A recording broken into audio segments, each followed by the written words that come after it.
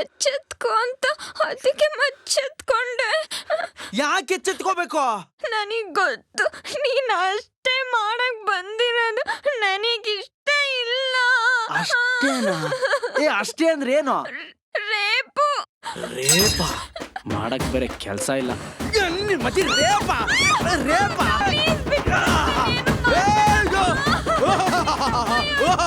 ತೆಗ್ದು ಬಿಟ್ಟ ಅಂದ್ರೆ ನಿಮ್ಮ ಅಜ್ಜಿ ರೇಪ್ ಅಂತೆ. ರೇಪು ನಿನಗೂ ಮಾಡಕ್ ಕೆಲ್ಸ ಇಲ್ಲ, ಆ ಆಂಟಿಗೂ ಇದನ್ನ ಹೇಳ್ಕೊಡೋದ್ ಬಿಟ್ಟು ಬೇರೆ ಗೊತ್ತಿಲ್ಲ. ರೇಪ್ ಕೆಟ್ಟದ್ ಯೋಚನೆ ಮಾಡೋದ್ ಬಿಟ್ಟು ತೆಪ್ಪಗ್ ಬಿದ್ಕೊಳ್ಳೋದ್ ಕಲಿ. ಸುಬ್ಬು, ಹಾ, ಹಾಗಾದ್ರೆ ನೀನ್ ನನ್ನ ರೇಪ್ ಮಾಡಲ್ಲ ಅಲ್ವಾ?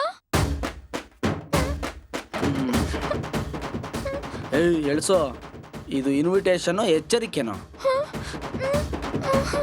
ಡಫರ್ ಸುಮ್ಮನೆ ಬಿದ್ಕ.